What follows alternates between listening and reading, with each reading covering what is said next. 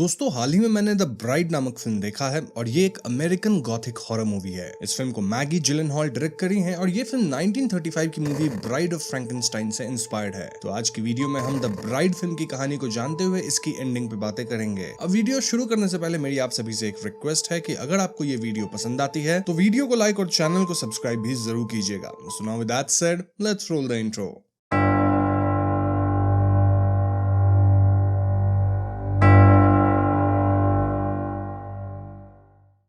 तो मूवी के शुरुआत में हम मैरी शेली को देखते हैं जो कि अपनी आफ्टर लाइफ में है। जिन्हें मैरी शेली के बारे में नहीं पता उन्हें मैं बता दूं कि मैरी शेली एक इंग्लिश राइटर थी जो अपनी नोवेल फ्रैंकेनस्टाइन के लिए सबसे ज्यादा फेमस थी। उन्होंने ये कहानी बहुत यंग एज में लिखी थी और ये साइंस फिक्शन और हॉरर का एक क्लासिक बन गया। खैर, तो आफ्टर लाइफ में हम मेरी को एक मोनोलॉग बोलते हुए सुनते हैं जो कह रही होती है कि वो इस आफ्टर लाइफ में काफी समय से फंसी हुई है। उन्होंने फ्रैंकेनस्टाइन की कहानी तो लिखी लेकिन वो अपनी कहानी को खत्म करने से पहले ही 1851 में चल बसी ड्यू टू ब्रेन ट्यूमर। लेकिन अब उन्हें एक क्रैक दिख रहा है जिसके थ्रू वो अपनी अधूरी कहानी पूरी कर सकती हैं। कैसे? वेल, फिलहाल इट्स ईयर 1936 और शिकागो में आइडा नाम की लड़की है जिसे वो पजेस करेंगी। यहाँ से सीन आइडा पे शिफ्ट होता है जो कि एक रेस्टोरेंट में होती है और यहाँ आइडा के आसपास सिर्फ मॉब के लोग थे। हम सब जानते हैं कि 1930s के दौरान अमेरिका पे मॉब बॉसेस और गैंगस्टर्स रूल करते थे और आइडा एक ऐसी लड़की थी जो कि मॉब के कंट्रोल में थी, यानी मॉब के कहने पे उठना, बैठना, इंटीमेट होना एंड ऑल दैट। अब इनिशियली तो आइडा एकदम नॉर्मल थी लेकिन दोस्तों वो एकदम से मैरी शेली द्वारा पोजेस होती है और वो टेबल पे चढ़ के इंग्लिश एक्सेंट में अजीब बातें बोलने लगती है। लाइक वो मॉब के लोगों के क्राइम्स का पोल खोलने लगती है। इनफैक्ट वो तो मॉब बॉस लुपिनो तक के क्राइम्स का उजागर करने लग गई थी। ये सब वो मेरी द्वारा पोजेस होने के कारण करने लगी थी। लुपिनो वहीं बार काउंटर के पास था जहां से वो ईडा को निपटा देने का इशारा करता है। बस फिर क्या था, लुपिनो के दो लोग जिनका नाम क्लाइड और जेम्स था, ये दोनों ईडा को पकड़ के यहाँ से बाहर ले जाते हैं जहाँ ईडा अब भी अजीब बातें बोल ही रही थी। जेम्स ईडा को थप्पड़ भी मारता है और इस सब के बीच हमें एक क्षण के लिए ऐसा फील होता है एज इफ क्लाइड के दिल में ईडा के लिए हमदर्दी है। लेकिन अगले ही क्षण क्लाइड ईडा को सीढ़ियों से धक्का दे देता है और इस फॉल से चोटिल होकर ईडा समाप्त हो जाती है। यहाँ से सीन शिकागो का आता है जहाँ एक आदमी किसी मैड साइंटिस्ट डॉक्टर कॉर्नेलिया यूफ्रोनियस से मिलने उनकी प्लेस पे आया होता है। हम समझ पाते हैं कि ये बंदा फ्रैंकेनस्टाइन मॉन्स्टर था और वो डॉक्टर कॉर्नेलिया के पास इसलिए आया था क्योंकि उसे एक पार्टनर चाहिए था। जी हाँ दोस्तों, फ्रैंकेनस्टाइन को 1819 में क्रिएट किया गया था और तब से लेकर अब तक 100+ इयर्स हो चुके हैं। इनफैक्ट अभी टाइम है 1936 और अब तक फ्रैंकेनस्टाइन बिल्कुल अकेला था और इसीलिए उसे एक पार्टनर चाहिए था। फ्रैंकेनस्टाइन डॉक्टर कॉर्नेलिया की किताबें पढ़ रखा था जहां वो खत्म हुए जीवों को रिएनिमेट करने की बातें लिखी थी and many more scientific discoveries. और इसीलिए फ्रैंकेनस्टाइन को होप था कि डॉक्टर कॉर्नेलिया उसके लिए एक अनडेड बना सकती हैं। अब दोस्तों इस पूरे सीन में फेमिनिज्म का एक स्ट्रॉन्ग पिन पॉइंट है जो कि थ्रू आउट द मूवी भी हमें बार बार दिखेगा। फॉर एग्जाम्पल, यहाँ जब फ्रैंकेनस्टाइन डॉक्टर कॉर्नेलिया से मिलने आया था तो उसे ये नहीं पता था कि डॉक्टर कॉर्नेलिया कैसी दिखती होंगी, इसीलिए फ्रैंकेनस्टाइन अज्यूम कर लिया था कि ये तो कोई लड़का ही होगा। But to his surprise doctor Cornelia एक लेडी थी। एनीवेज, डॉक्टर कॉर्नेलिया उसे ऑब्जर्व करती हैं, चेकअप करती हैं, लेकिन वो किसी खत्म हुई औरत को रीएनिमेट करने के लिए कन्विंस्ड नहीं थी। फ्रैंकेनस्टाइन उनकी ही प्लेस पे स्टे करता है। अब उस रात हम फ्रैंकेनस्टाइन को एक मूवी देखते हुए पाते हैं जिसमें एक एक्टर था named Ronnie read. Frankenstein Ronnie का इतना बड़ा फैन था कि वो उसकी मूवीज एक बार नहीं बल्कि अनगिनत बार देखता ही रहता था। इतना ही नहीं, वो फिल्म में खुद को रॉनी की जगह डांस करता हुआ इमेजिन भी करता था और उसे फिल्म की सारी डायलॉग्स याद थी। खैर, अगली सुबह फ्रैंकेनस्टाइन और डॉक्टर कॉर्नेलिया के बीच फिर से बहस होती है जहां फ्रैंकेनस्टाइन बताता है कि डॉक्टर कॉर्नेलिया पहली ऐसे इंसान है जो कि उससे हाथ मिलाई और इससे फ्रैंकेनस्टाइन को बहुत अच्छा फील हुआ। ये सुन के डॉक्टर कॉर्नेलिया को उस पर दया आता है और वो फ्रैंकेनस्टाइन की मदद करने के लिए मान जाती है। बस फिर क्या था, उस रात ये दोनों पास के ग्रेवयार्ड में खुदाई करके एक रैंडम औरत की लाश चुरा के लाते हैं and this lady was none other than Aida. Frankenstein जब आइडा को देखता है तो उसे आइडा बहुत सुंदर लगती है और इस पे फ्रैंकेनस्टाइन वाज लाइक कि उन्हें इस सुंदर लेडी को जिंदा नहीं करना चाहिए because she is too beautiful for him. ये लोग कल फिर से खुदाई करके किसी सुंदर ना दिखने वाली लेडी को लेके आएंगे, लेकिन डॉक्टर कॉर्नेलिया कहती है कि वो ये काम या तो आज करेंगी या फिर कभी नहीं। तो यस, फ्रैंकेनस्टाइन के पास कोई ऑप्शन नहीं था और ऐसे में डॉक्टर कॉर्नेलिया अपनी मशीन्स वगैरह आइडा के शरीर से जोड़ती हैं, उसके अंदर कुछ फ्लूइड्स इंजेक्ट करती हैं, अपना अपना एक्सपेरिमेंट शुरू करती हैं। एक पॉइंट पे इलेक्ट्रिसिटी शॉर्ट होता है और स्पार्क्स वगैरह उड़ते हैं, जिसके बाद हम आइडा को जिंदा देखते हैं। जी हाँ दोस्तों, आइडा जिंदा हो चुकी थी, लेकिन उसे बिल्कुल भी याद नहीं था कि वो कौन है। वो एकदम से उल्टी करती है, जहाँ उसके मुंह से क्रिस्टलॉइड सोल्यूशन निकलता है, और ये एक ऐसा सोल्यूशन है जो कि इस एक्सपेरिमेंट के लिए आइडा की बॉडी में डाला गया था। इस सोल्यूशन का दाग आइडा के शरीर और फेस पे परमानेंटली रह जाता है। नाउ जब आइडा सीढ़ियों से गिर के समाप्त हुई थी तो उसकी एक पैर भी टूट गई थी, जिस कारण वो फिलहाल चल नहीं पाती। डॉक्टर कॉर्नेलिया आइडा को कन्विंस करती हैं कि वो उन्हें उसकी मरहम पट्टी करने दे। और दोस्तों, यहाँ आइडा को अपना नाम तक याद नहीं है। डॉक्टर कॉर्नेलिया और फ्रैंक आइडा से कह देते हैं कि वो फ्रैंकेनस्टाइन की ब्राइड है एंड एक एक्सीडेंट की वजह से उसकी मेमोरी चली गई है। आइडा इस बात को मान भी लेती है और डॉक्टर कॉर्नेलिया आइडा को यही रात बिताने कहती हैं। अब उस रात फ्रैंकेनस्टाइन खुशी में वापस रॉनी की सेम मूवी देखता है, जहां अगेन वो खुद को डांस करते हुए इमेजिन करता है। नाउ अगली सुबह जब आइडा की आंख खुलती है तो वो फ्रैंकेनस्टाइन को अपने टेबल के नीचे सोता पाती है। आइडा उस पर ब्लो करती है और फ्रैंकेनस्टाइन एकदम से आइडा पे हमला कर देता है, क्योंकि उसका नेचुरल रिएक्शन सेल्फ डिफेंस वाला ही था। लेकिन तुरंत ही फ्रैंकेनस्टाइन समझ जाता है कि ये आइडा थी एंड देन वो आइडा से माफी मांगता है और तभी कमरे में डॉक्टर कॉर्नेलिया आती हैं। वो आइडा और फ्रैंकेनस्टाइन को ब्रेकफास्ट पे बुलाती हैं, जहां वो कहती हैं कि आज वो आइडा पे कुछ टेस्ट्स रन करेंगी। लेकिन दोस्तों, आइडा फ्री होना चाहती थी और वो डॉक्टर कॉर्नेलिया की बात को रेजिस्ट करने के लिए कप्स वगैरह तोड़ने लगती है। ऐसे में डॉक्टर कॉर्नेलिया आइडा और फ्रैंकेनस्टाइन को वापस कमरे में बंद करती हैं। लेकिन दोस्तों, ये दोनों बालकनी से एस्केप कर जाते हैं। तो यहाँ से इन दोनों की एडवेंचर स्टार्ट होने वाली है। लेकिन वो बताने से पहले मैं आपको दो डिटेल्स बता देता हूँ जो कि काफी इंपॉर्टेंट है। पहली डिटेल ये कि डॉक्टर कॉर्नेलिया की एक असिस्टेंट का मेड भी थी, जिसका नाम है ग्रेटा। और दूसरी डिटेल ये कि मेरी बार बार आइडा को पोजेस कर लेती थी, जिससे आइडा एकदम से ब्रिटिश एक्सेंट में अजीब बातें बोलने लग जाती थी। अजीब बोले तो ऐसी बातें जो कि मेरी कहना चाहती हैं, और मोस्टली यहाँ वुमेन के सफरिंग की बात ही रहती थी। एनीवेज, तो सबसे पहले फ्रैंकेनस्टाइन और आइडा एक थिएटर जाते हैं टू वॉच रॉनीज मूवी। और फ्रैंकेनस्टाइन आइडा को बताता है कि कैसे रॉनी उसका फेवरेट एक्टर है। रॉनी को बचपन में पोलियो था और डॉक्टर्स का कहना था कि वो कभी चल तक नहीं पाएगा। लेकिन रॉनी न सिर्फ ठीक हुआ, बल्कि वो अब one of the best dancer है। रॉनी का एक पैर छोटा है, लेकिन वो स्पेशल शूज पहनता है ताकि उसका बैलेंस एकदम परफेक्ट रहे, और इसी वजह से वो बहुत ही अच्छा डांस करता है और कोई कह भी नहीं सकता कि उसे किसी तरह की बीमारी थी। ये कहानी सुन के हम व्यूअर्स क्लियरली समझ पाते हैं कि क्यों फ्रैंकेनस्टाइन को रॉनी इतना पसंद था, क्योंकि उसकी तरह ही रॉनी भी नॉर्मल नहीं था, लेकिन आज दुनिया उसे एक्सेप्ट कर चुकी है। In fact he is one of the most loved stars. Frankenstein अपने आप को रॉनी में देखता है, होपिंग कि एक दिन दुनिया उसे भी सिमिलर वे में एक्सेप्ट करेगी। नाउ मूवी के बाद दोनों एक शेडी एरिया के पार्टी में, मतलब डांस क्लब जैसा था, वहां जाते हैं, जहां आइडा डांस करना शुरू करती है। फ्रैंकेनस्टाइन खुद को आइडा के साथ डांस करता हुआ इमेजिन करता है और आइडा वहां कुछ लेडीज से अपना मेकअप भी करवाती है। तभी एकदम से कुछ ठरकी लोग आइडा को डांस फ्लोर पे ही घेर लेते हैं और उसे गलत तरीके से टच करते हैं। ऐसे में आइडा और फ्रैंकेनस्टाइन इस पार्टी से निकलते हैं, लेकिन दोस्तों वो लोग आइडा का पीछा करते हुए बाहर आते हैं। ये लोग फ्रैंकेनस्टाइन पे हमला करते हैं, देन आइडा के साथ गलत करने आगे बढ़ते हैं। लेकिन तभी फ्रैंकेनस्टाइन इन दो लोगों पे हमला करके उन्हें वहीं निपटा देता है। इससे पहले फ्रैंकेनस्टाइन और आइडा यहाँ से भागते, पास में खड़ा एक रैंडम बंदा इनकी कुछ फोटोज खींच लेता है। इसके बाद फ्रैंकेनस्टाइन आइडा के साथ भागता है और ये दोनों भाग के एक बिल्डिंग के पास आते हैं। फ्रैंकेनस्टाइन बिल्डिंग चढ़ के एक अपार्टमेंट के अंदर से अपना सामान लाता है, साथ ही वो एक पेपर कटिंग भी लेके आता है जिसमें रॉनी की तस्वीरें थी with some news. Frankenstein Aida से कहता है कि वो उससे दूर चली जाए वरना वो भी फंस जाएगी। लेकिन दोस्तों, आइडा फ्रैंकेनस्टाइन को छोड़ के नहीं जाती, क्योंकि आइडा को ये तक नहीं पता था कि वो कौन है और कहाँ रहती है। ऐसे में फ्रैंकेनस्टाइन आइडा को अपने साथ भगा ले जाता है। इसके बाद दोस्तों हमें एक अजीब सीन दिखाया जाता है, जहाँ आइडा का सर एक शीशे के ग्लास में कैद था और मेरी उससे पूछ रही थी कि क्या तुम फ्रैंकेनस्टाइन से शादी करने वाली हो। आइडा सफोकेट कर रही होती और मेरी उससे कहती है कि फाइंड योर नेम। ये कहीं ना कहीं आइडा के मेंटल कंडीशन को डिपिक्ट किया गया है कि कैसे वो फंसी हुई है और वो खुद को तक नहीं पहचानती। ये सब ऑफ कोर्स आइडा का विजन था, क्योंकि रियलिटी में तो आइडा और फ्रैंकेनस्टाइन भाग के कार्गो ट्रेन पे छिप गए थे। पुलिस वाले इन्हें ढूंढ नहीं पाते, लेकिन एकदम से आइडा मेरी द्वारा पजेस होकर चिल्लाना शुरू करती है, जिससे पुलिस वाला इन्हें ढूंढ लेता है। अब तक कार्गो ट्रेन चल पड़ी थी और पुलिस वाला जब फ्रैंकेनस्टाइन का डरावना चेहरा देखता है तो वो अपनी पिस्टल चलाने के लिए आगे बढ़ता है, लेकिन इससे पहले वो फ्रैंकेनस्टाइन को शूट करता आइडा उसे धक्का देती है, जिससे वो ट्रेन से गिर के समाप्त हो जाता है। अब अगले सीन में हम डिटेक्टिव जेक विल्स और उनके असिस्टेंट मायरना मैलो को देखते हैं, जो कि फ्रैंकेनस्टाइन और आइडा वाली केस पे वर्क करने वाले हैं। इनकी बातों से हम समझ पाते हैं कि डिटेक्टिव वर्क में मायरना जेक से काफी बेहतर है, लेकिन फिर भी वो असिस्टेंट ही है, क्योंकि सोसाइटी पुरुष प्रधान है, यानी पैट्रियार्कल है, जहाँ लोग मानते हैं कि लड़कियां डिटेक्टिव्स हो ही नहीं सकती। मायरना और जेक उस क्राइम सीन को इन्वेस्टिगेट करते हैं जहाँ फ्रैंकेनस्टाइन दो लोगों को समाप्त किया था, और वहाँ इन्हें एक बंदे से फ्रैंकेनस्टाइन और आइडा की तस्वीरें मिल जाती है।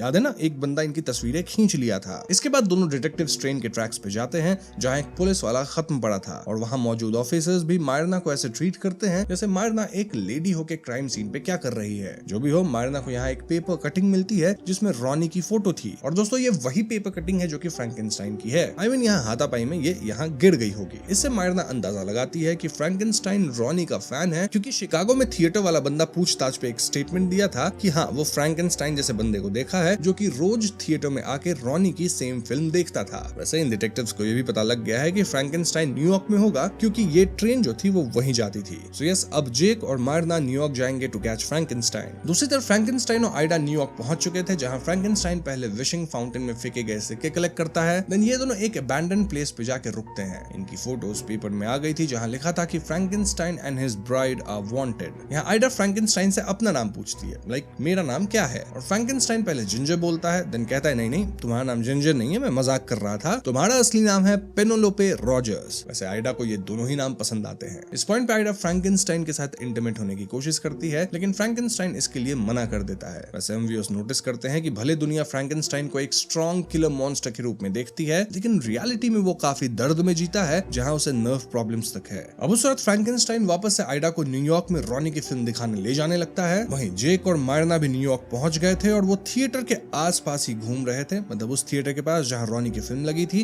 क्योंकि उन्हें पता था कि फ्रैंकेनस्टाइन रॉनी की फिल्म देखने तो आएगा ही। एंड मोमेंट पे आइडा फ्रैंकेनस्टाइन को एक दूसरी फिल्म दिखाने को खींच लेती है, क्योंकि वो बार बार रॉनी की मूवी नहीं देखना चाहती थी। So yes, Frankenstein and Aida revolt of the zombies नामक फिल्म देखने लगते हैं, जहां हॉल में एक बंदा और बंदी आपस में लगे पड़े थे। बंदी एक्साइटमेंट में नो नो बोल रही थी और आइडा को लगता है कि बंदा उसके साथ गलत कर रहा है और बंदी मना कर रही है, और इसीलिए वो बंदे पे चिल्लाने लगती है। तभी वो बंदा देख लेता है कि ये तो फ्रैंकेनस्टाइन और उसकी ब्राइड है, मतलब ये लोग पेपर के फ्रंट पेज पे थे, सब लोग इन्हें जानते थे। और ऐसे में वो बंदा चिल्लाना शुरू करता है। इससे हॉल में अफरा तफरी मच जाती है और फ्रैंकेनस्टाइन एंड आइडा यहाँ से भागते हैं। अब तक शो डिटेक्टिव्स तक भी पहुंच गया था और वो लोग भी भीड़ की तरफ भागते हैं। फ्रैंकेनस्टाइन और आइडा भागते हुए एक बिल्डिंग में एंटर करते हैं, जहाँ एकदम हाई क्लास पार्टी चल रही थी। ये दोनों तुरंत वेटर्स माफिक फूड एंड ड्रिंक सर्व करने लगते हैं, और इस पॉइंट पे फ्रैंकेनस्टाइन नोटिस करता है कि पार्टी में रॉनी भी था। इनफैक्ट शायद ये रॉनी की पार्टी थी। जी हाँ दोस्तों, फ्रैंकेनस्टाइन तुरंत अपना फेस कवर हटा के रॉनी से बात करने लगता है कि कैसे रॉनी ने उसे इंस्पायर किया है, और फ्रैंकेनस्टाइन अपनी लाइफ को सरवाइव करने तक का क्रेडिट रॉनी को ही देता है। वो कहता है कि कैसे 1917 के एक इवेंट के दौरान रॉनी फ्रैंकेनस्टाइन को देख के स्माइल किया था, और उसकी टिकट आज तक फ्रैंकेनस्टाइन के पास है। इन जनरल दोस्तों, फ्रैंकेनस्टाइन रॉनी को देख बहुत खुश था, और जैसे एक फैन बिहेव करता है ना, वैसा ही बिहेव कर रहा था। लेकिन रॉनी फ्रैंकेनस्टाइन के लुक्स और स्मेल से डिस्गस्टेड फील कर रहा था। रॉनी क्लियरली कह देता है कि फ्रैंकेनस्टाइन उसके टाइप का नहीं है। इससे फ्रैंकेनस्टाइन बहुत हर्ट होता है और वो एकदम से रॉनी वाला डांस करना शुरू करता है। आइडा उसे ज्वाइन करती है और अगले ही क्षण पार्टी में आए कई लोग शायद मेरी द्वारा पजेस होते हैं और वो भी डांस शुरू कर देते हैं। रॉनी ये नजारा देख के शॉक में था, और तभी यहाँ जेक और मायरना एंट्री लेते हैं with some policeman. Jake Aida को देख के थोड़ा अजीब एक्सप्रेशन देता है, एज इफ वो उसे जानता है। जो भी हो, पुलिस फ्रैंकेनस्टाइन पे हमला करने लगती है और यहाँ अफरा तफरी मच जाती है। इसी सब के बीच आइडा पिस्टल उठा के रॉनी पे पॉइंट कर देती है, सेइंग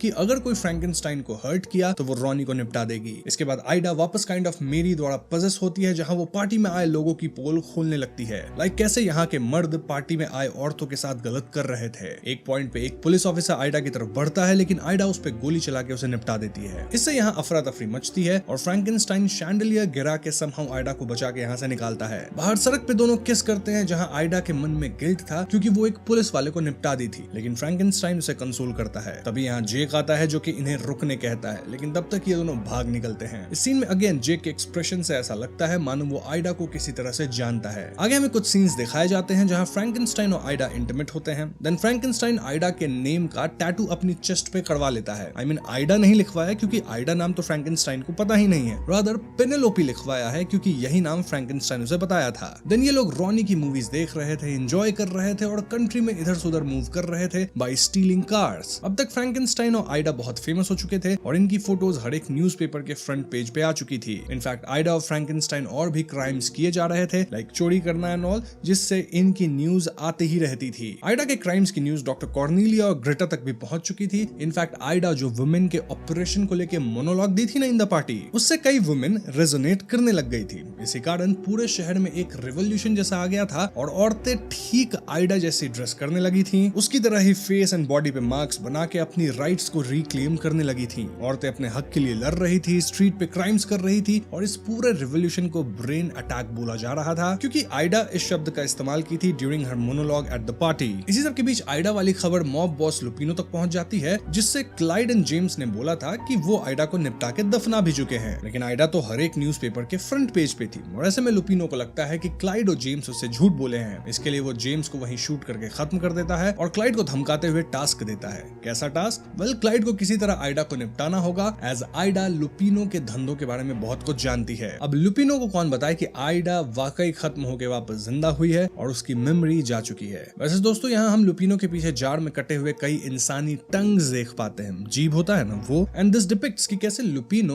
उसके खिलाफ बोलने वालों की जीभ अलग करवा देता है। इनफैक्ट उसका एक कलेक्शन बना के रखा है। वहीं अगर हम जेक और मायरना की बात करें तो ये लोग फ्रैंकेनस्टाइन और आइडा के ट्रेल्स को फॉलो कर रहे थे, लेकिन इनके कहां जाने की रिपोर्ट्स पब्लिक में आई है। जेक कहीं ना कहीं आइडा से हमदर्दी दिखा रहा था, इनफैक्ट उसके द्वारा स्टार्ट की गई मूवमेंट की तरफदारी भी कर रहा था। बातों बातों में मायरना कहती है कि उसे पता है कि इसके बाद फ्रैंकेनस्टाइन और आइडा कहां जाएंगे। दरअसल मायरना एक पैटर्न नोटिस कर ली थी जहां फ्रैंकेनस्टाइन उन्हीं जगहों पे जा रहा था जो कि समहाउ रॉनी के मूवी से रिलेटेड थे। और अगर पैटर्न्स को एनालाइज किया जाए तो नेक्स्ट ये लोग कैंसस सिटी गए, देन मेनी अदर सिटीज, और इसीलिए मायरना वाज लाइक कि फाइनली ये लोग नायग्रा फॉल्स जाएंगे। इसलिए मायरना और जेक भी नायग्रा फॉल्स के लिए निकल पड़ते हैं। मायरना कहती है कि क्योंकि इस केस में वो ज्यादा क्लूज ढूंढी है तो इसे सॉल्व करने का क्रेडिट उसे मिलना चाहिए, लेकिन जेक वाज लाइक कि ये पैट्रियार्कल दुनिया इस बात को एक्सेप्ट नहीं कर पाएगी। दूसरी तरफ फ्रैंकेनस्टाइन और आइडा एक चोरी के कार में घूम रहे थे और यहाँ फ्रैंकेनस्टाइन आइडा से एक झूठी कहानी भी बता देता है कि कैसे वो उसे प्रपोज किया था। तभी एक पुलिस कार इनके पीछे आती है और इन्हें अपनी गाड़ी रोकनी पड़ती है। फ्रैंकेनस्टाइन खुद को कवर कर लेता है और आइडा पुलिस वालों से कहती है कि ये मेरे बीमार अंकल हैं। अब दोस्तों, ये पुलिस वाला सही इंसान नहीं था क्योंकि वो आइडा के पास कार के पेपर्स और लाइसेंस ना होने का फायदा उठाने लगता है। I mean, वो उसे गलत तरीके से टच करता है और गलत करने की कोशिश भी करता है। तभी फ्रैंकेनस्टाइन गन से इस पुलिस वाले को निपटा देता है, लेकिन तब तक पुलिस वाले का पार्टनर आइडा के पेट में शूट करता है। ऐसे में फ्रैंकेनस्टाइन पुलिस वाले के उस पार्टनर को भी खत्म कर देता है। आइडा के ऊपर फिर से मेरी का प्रभाव आता है जहां वो गुस्से में पुलिस वाले का जीभ अपने दांतों से अलग कर देती है। फ्रैंकेनस्टाइन उसे संभालता है, जिसके बाद दोनों यही कार छोड़ के भाग निकलते हैं। यहाँ से सीन नायग्रा फॉल्स वाले सिटी पे आती है जहाँ डिटेक्टिव्स पहुंच चुके हैं, साथ ही क्लाइड भी आ चुका है टू हंट आइडा।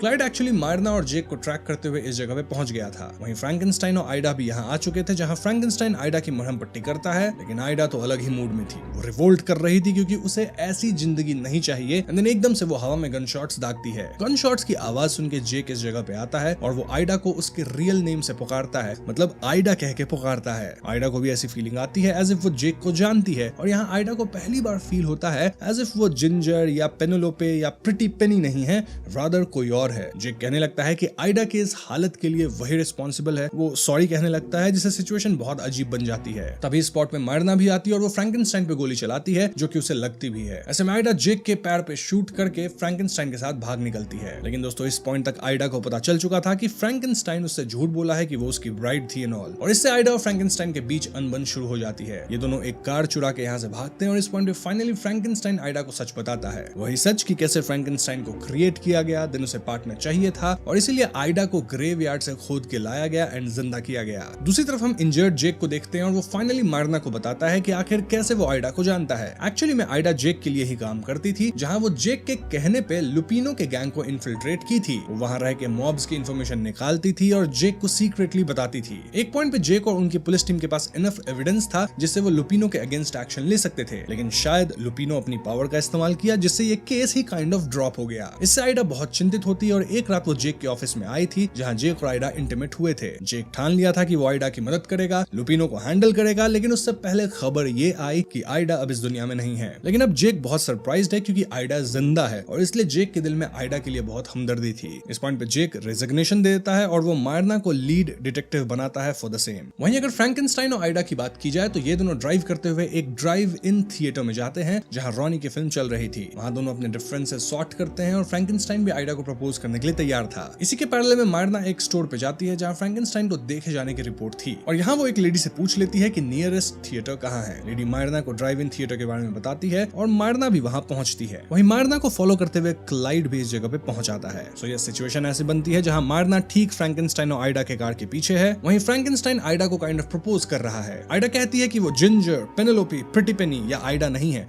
रादर अब से वो खुद को द ब्राइड पुकारेगी। वो द ब्राइड है, किसी की ब्राइड नहीं, ना ही फ्रैंकेनस्टाइन की bride, rather she is in general the bride, यानी कि दोस्तों एक अपनी आइडेंटिटी। अब ये सब चल ही रहा होता है कि तभी क्लाइड शूट करता है और वो गोली सीधा फ्रैंकेनस्टाइन के सर में लगती है। जी हाँ दोस्तों, ऐसे में आइडा और शुड वी से द ब्राइड वो फ्रैंकेनस्टाइन को किसी तरह कार में बिठा के यहाँ से भगाती है। इस पॉइंट पे खतरनाक चीज होता है, लेकिन द ब्राइड समहाउ भाग निकलती है एंड देन वो सीधा डॉक्टर कॉर्नेलिया की लैबोरेटरी में पहुंचती है। द ब्राइड डॉक्टर कॉर्नेलिया से कहती है कि वो फ्रैंकेनस्टाइन को जिंदा कर दें, लेकिन डॉक्टर कॉर्नेलिया सीधे तौर पे मना करती है एंड वो कंफर्म भी करती है कि फ्रैंकेनस्टाइन अब नहीं बचा। ऐसे में ब्राइड उन पे गन तान देती है और इस पॉइंट पे हम व्यूअर्स कुछ चीजें नोटिस करते हैं। सबसे पहली चीज ये कि डॉक्टर कॉर्नेलिया की जो हेल्पर थी ग्रेटा, वो भी ठीक द ब्राइड वाला मेकअप करी थी, यानी कि वो भी द ब्राइड के ब्रेन अटैक वाले मूवमेंट को सपोर्ट करती है। इस पॉइंट तक लैब के अंदर क्लाइड और मायरना भी आ चुके थे, जो कि ब्राइड और डॉक्टर कॉर्नेलिया की बातें चुपके सुन रहे थे। एनीवेज, यहाँ डॉक्टर कॉर्नेलिया बताती है कि उनका एक हस्बैंड हुआ करता था नेम्ड जॉर्ज और दोनों एक दूसरे को बहुत प्यार करते थे। कोई भी इन दोनों के काम को टच नहीं करता था, इसलिए ये दोनों एक दूसरे पे ही एक्सपेरिमेंट्स किया करते थे। ये लोग relativity, time dilation, ripples in curvature of space time ऐसी टॉपिक्स पे वर्क कर रहे थे। इट डिडंट वर्क, लेकिन एक दिन जॉर्ज खत्म हो गया। ऐसे में डॉक्टर कॉर्नेलिया अपने पति को वापस जिंदा की,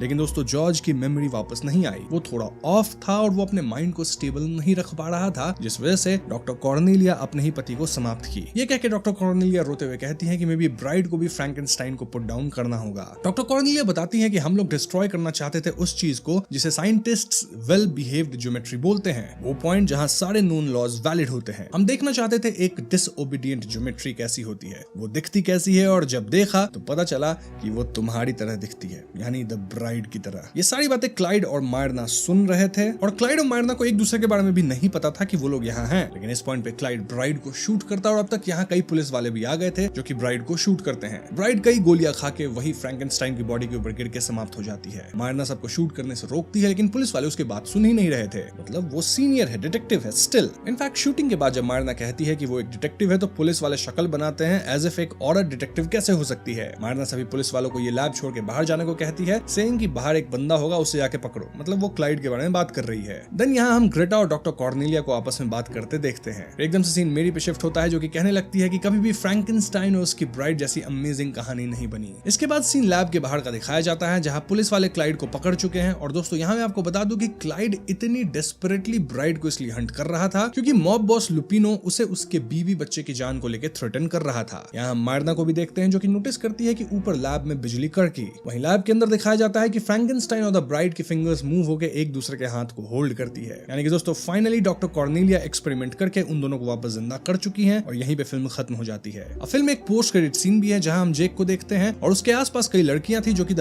ब्राइड वाले मेकअप में थी। ये लड़कियां ब्राइड द्वारा स्टार्ट की गई प्रोटेस्ट का हिस्सा थी और ये लोग मॉब बॉस लुपिनो को बंदी बना चुकी थी। जी हाँ दोस्तों, लुपिनो इनके कब्जे में था और पीछे हम ढेर सारे अलग किए गए टंग्स को फ्री देखते हैं। ये सभी लुपिनो पे द ब्राइड वाली मेकअप डाल रही होती हैं एंड इट डिपिक्ट्स कि ये लोग लुपिनो को निपटा देंगी। यहीं पे पोस्ट क्रेडिट सीन भी खत्म हो जाती है। तो दोस्तों ये थी द ब्राइड फिल्म की कहानी एंड एंड सीन देख के इट वाज क्लियर कि फ्रैंकेनस्टाइन एंड द ब्राइड वापस जिंदा हो चुकी है। इनफैक्ट जेक शायद अब इंडिपेंडेंटली लुपिनो को हंट करने निकला होगा और वो रिवोल्ट ग्रुप वाली औरतों की मदद से लुपिनो को पकड़ पाया है। स्टोरी पॉइंट ऑफ व्यू से यहाँ कोई और थियरीज नहीं है, लेकिन इस फिल्म में कई हिडन मीनिंग्स है जिस पे अब हम बात करेंगे। ध्यान रहे कि यहाँ मैं जो बता रहा हूँ वो फिल्म कहना चाहती है, ना कि मैं अपने मन से अपनी कुछ पर्सनल ओपिनियन शेयर कर रहा हूँ। तो सबसे पहले डायरेक्टर मैगी जिलेनहॉल ने खुद एक प्रेस कॉन्फ्रेंस में एक्सप्लेन किया कि जब उन्होंने 1935 की ब्राइड ऑफ फ्रैंकेनस्टाइन फिल्म देखी तो उन्हें रियलाइज हुआ कि द ब्राइड सिर्फ 2 मिनट के लिए स्क्रीन पे आती है, कुछ बोलती नहीं है, बस एक बार चिल्लाती है और फिर उसे उड़ा दिया जाता है। उसे एक ऐसे दुनिया में एक आदमी के लिए बनाया गया था जिसमें उसे कोई चॉइस नहीं दी गई थी। ये देख के मैगी को इतना गहरा धक्का लगा कि उन्होंने सोचा कि इस कैरेक्टर को एक आवाज देनी चाहिए। लेकिन फिल्म में ये सिर्फ ब्राइड की आवाज नहीं है बल्कि मैरी शेली की आवाज भी है और दोनों एक ही एक्ट्रेस जेसी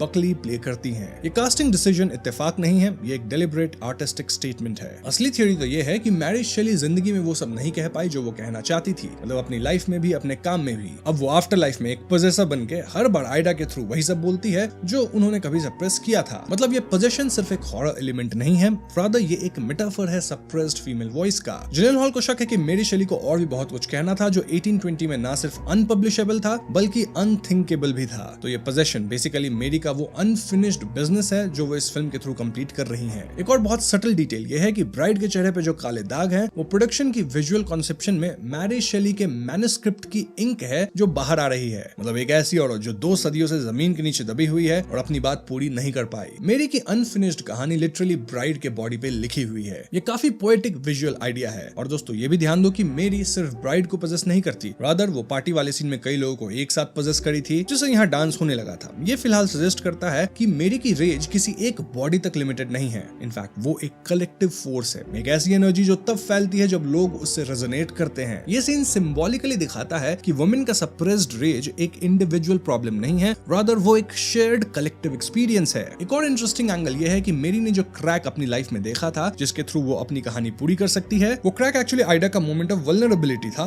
जब वो मॉब के बीच अकेली थी और दबी हुई थी। मतलब मेरी तब पजेस करती है जब कोई औरत सबसे ज्यादा साइलेंस्ड होती है, सबसे ज्यादा कंट्रोल्ड होती है, सबसे ज्यादा ऑप्रेस्ड होती है। ये पोजीशन तब आता है जब पेट्रियार्की अपने चरम सीमा पे होती है और ठीक उसी वक्त रेज फैलती है। और यही दोस्तों फिल्म का कोर आइडिया था। Now brain attack movement film का वो हिस्सा है जिसको सिर्फ सरफेस लेवल पे मत समझो। सुपरफिशियल ये दिखाता है कि ब्राइड की वजह से औरतें रिबल हो गई, लेकिन इस मूवमेंट के पीछे एक बहुत ज्यादा लेयर्ड कमेंट्री है। फॉर एग्जांपल मैगी जिलेनहॉल ने खुद डेडलाइन को इंटरव्यू में कहा कि तुम ब्राइड ऑफ फ्रैंकेनस्टाइन के बारे में फिल्म बनाओ और कॉन्सेंट टेबल पे ना रखो, ये पॉसिबल ही नहीं, क्योंकि फंडामेंटली उसने इस सब में अग्री नहीं किया था। हमें ग्रोन वुमेन की तरह पैदा नहीं होते और हमें ये नहीं बताया जाता कि हम किसी और के साथ शादी करने के लिए बनाए गए हैं। मतलब इस फिल्म का फेमिनिज्म सिर्फ गर्ल पावर वाला सरफेस लेवल पे नहीं है, रादर ये कंसेंट और बॉडी ऑटोनॉमी की फंडामेंटल बात है। ब्राइड को बिना कॉन्सेंट के क्रिएट किया गया, बिना कॉन्सेंट के जिंदा किया गया, बिना कॉन्सेंट के एक आइडेंटिटी दी गई, like ginger, Penelope, pretty Penney and Frankenstein की ब्राइड। लेकिन ये हर एक आइडेंटिटी किसी और ने दी थी, और इसलिए जब वो फाइनली खुद को द ब्राइड कहती है तो वो कहती है कि मैं किसी और की ब्राइड नहीं हूँ, फ्रैंकेनस्टाइन की ब्राइड भी नहीं हूँ, मैं सिर्फ द ब्राइड हूँ। और तभी ये एक्ट रिवोल्यूशनरी बनता है। ब्रेन अटैक मूवमेंट जो फिल्म में दिखती है उसमें औरतें ब्राइड जैसी मेकअप करती हैं, काले दाग अपने चेहरे पे लगाती हैं। ये दाग मैरी शेली की इंक है, जैसा मैंने आपको बताया था। लेकिन इन औरतों के लिए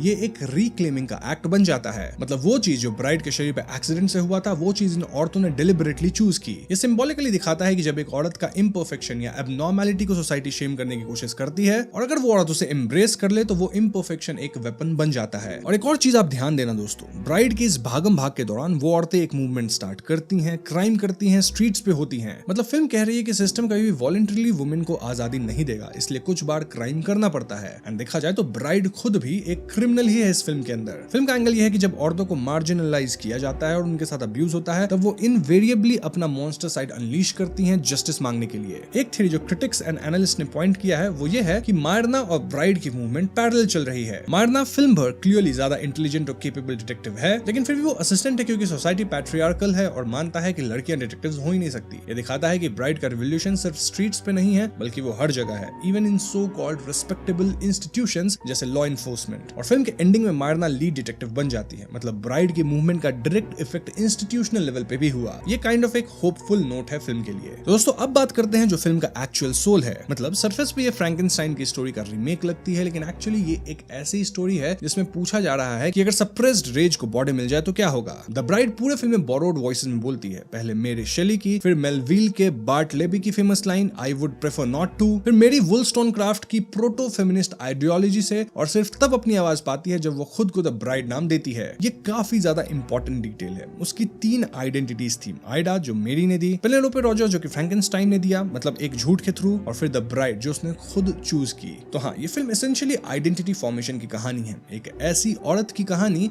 जिसे दुनिया बार बार एक नाम, एक बॉक्स या एक रोल देती है और वो फाइनली इन सब को रिफ्यूज करती है। उसका काफी फेमस लाइन ब्रेकफास्ट टाइम पे, I would prefer not to. ये लाइन कहीं ना कहीं पैसिव रेजिस्टेंस का अल्टीमेट सिंबल है। नाउ एक बहुत इंटरेस्टिंग थियरी जो फिल्म में डीपली इनकोडेड है वो है डॉक्टर कॉर्नेलिया की डिसोबीडिएंट ज्योमेट्री वाली बात। डॉक्टर कॉर्नेलिया कहती है कि उनका एक्सपेरिमेंट वेल बिहेव्ड ज्योमेट्री, मतलब फिजिक्स का वो पॉइंट जहां सारे नोन लॉज वैलिड होते हैं, वो उसी को डिस्ट्रॉय करना चाहती हैं। वो देखना चाहती हैं कि डिसओबीडिएंट ज्योमेट्री कैसी दिखती है, और जब देखा तो पता लगा कि वो द ब्राइड जैसी दिखती है। मतलब सोसाइटी के जो रूल्स हैं कि औरत कैसी होनी चाहिए, कैसी बिहेव करनी चाहिए, कैसे ड्रेस करनी चाहिए, किसको एक्सेप्ट करनी चाहिए, ये सब वेल बिहेव्ड ज्योमेट्री है। द ब्राइड इन सब रूल्स को ब्रेक करती है, इसीलिए वो डिसओबीडिएंट ज्योमेट्री है। और फिल्म कहना चाहती है कि ये डिसओबीडियंस ब्यूटीफुल है, रिवोल्यूशनरी है, जरूरी है। एक और लेयर जो बहुत लोग मिस करते हैं वो है फ्रैंकेनस्टाइन और रॉनी रीड वाला पैरेलल। फ्रैंकेनस्टाइन मॉन्स्टर एक ऐसा क्रीचर है जिसे दुनिया मॉन्स्टर मानती है। वो रॉनी रीड से इसलिए इंस्पायर्ड होता है क्योंकि रॉनी को चाइल्डहुड में पोलियो था, डॉक्टर्स ने कहा था वो कभी चल नहीं पाएगा, लेकिन अब वो एक बिलवड स्टार है। फ्रैंक अपने आप को रॉनी में देखता है, होपिंग कि एक दिन दुनिया उसे भी सिमिलर तरीके से एक्सेप्ट करेगी। और जब रॉनी इन पर्सन फ्रैंक से मिलता है तो वो उसे ही डिसमिस कर देता है, उसके लुक्स और स्मेल से डिसगस्टेड होता है। ये मोमेंट काफी आयरॉनिक है क्योंकि रॉनी रीड खुद एक आउटसाइडर था जो अब सिस्टम का हिस्सा बन गया है और सिस्टम का हिस्सा बनते ही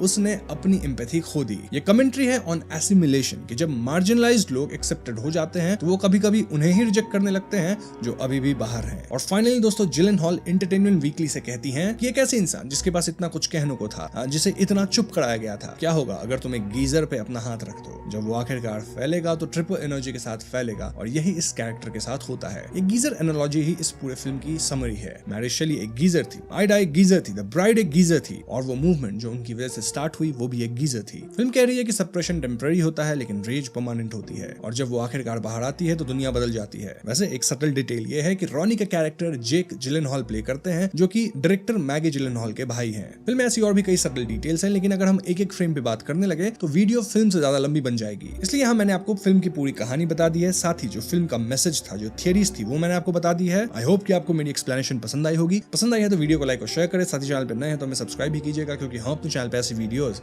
लाते रहते हैं। पीस।